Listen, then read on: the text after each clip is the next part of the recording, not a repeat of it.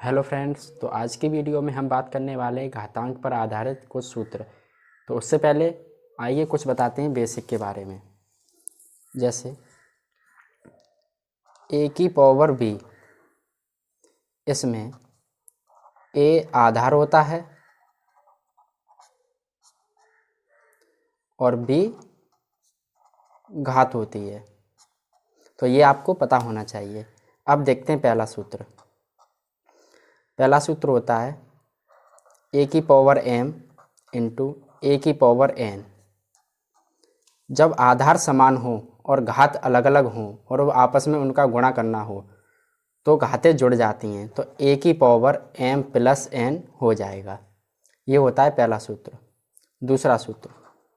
दूसरा देखते हैं, जब आधार समान हो और घातें अलग अलग हों और उनका आपस में डिवाइड करना है तो डिवाइड में पावर माइनस हो जाती हैं, तो a की पावर m माइनस n। ये दूसरा सूत्र होता है। तीसरा सूत्र, a की पावर m की पावर n, तो इसमें घातों का आपस में गुणा हो जाता है, तो a की पावर m इंटू n ये हो जाता है। चौथा सूत्र होता है, जब a की पावर m बराबर a की पावर n हो तो m बराबर n होता है।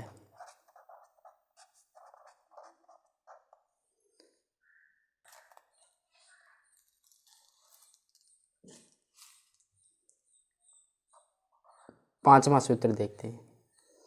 पांचवा होता है, जब a की पावर m बराबर b की पावर m, जब आधार अलग अलग हों और घातें समान हों तो आधार भी आपस में बराबर होते हैं।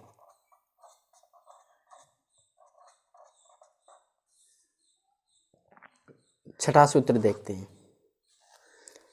जब किसी भी संख्या पर 0 की घात हो तो उसका मान 1 होता है। क्या? जब किसी संख्या पर 0 की घात होती है तो उसका मान हमेशा 1 होता है। सातवां सूत्र देखते हैं। जब a की पावर b की पावर c की पावर d, तो इसको हम सॉल्व कैसे करेंगे? तो इसको a की पावर और घातों का आपस में मल्टीप्लाई हो जाता है, तो b इंटू सी इंटू डी हो जाता है। तो ये कुछ सूत्र हैं घातांक पर आधारित। अब कुछ सवाल देखते हैं। जैसे पहला सवाल है 2 की पावर 3 इंटू 2 की पावर 2, तो इसको हम 2 की पावर 5 लिख सकते हैं। सूत्र में बताया था कि जब आधार समान हो और उनका आपस में मल्टीप्लाई किया जाता है तो घातें जुड़ जाती हैं, तो 2 की पावर 3 प्लस 2 कितने हो जाते हैं? 5, तो 2 की पावर 5। अब इसको सॉल्व कैसे करते हैं? 2 को 5 टाइम मल्टीप्लाई में लिख सकते हैं। अब इसको मल्टीप्लाई करते हैं, तो 2 दूनी 4, 4 दूनी 8, 8 दूनी 16, 16 दूनी 32, तो इसका आंसर आया 32।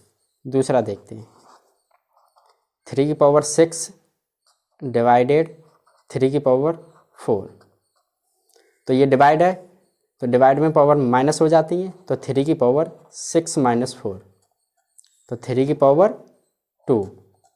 अब 3 को दो बार लिख सकते हैं गुणा में, तो 3 तिरक का 9, तो इसका आंसर आया 9। तीसरा सवाल देखते हैं।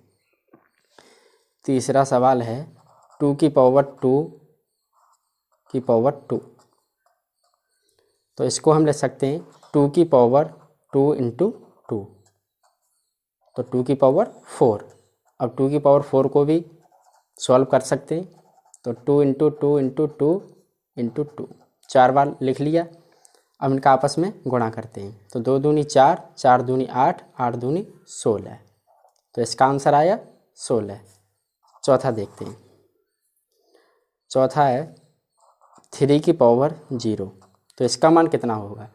तो इसका मान 1 होगा, क्योंकि किसी भी संख्या पर अगर 0 की घात है तो उसका मान 1 होता है। तो इन सूत्रों पर आधारित कुछ ये सवाल थे। क्लास कैसी लगी कमेंट करके ज़रूर बताएं और क्लास को लाइक ज़रूर करें। मिलते हैं अगली क्लास में।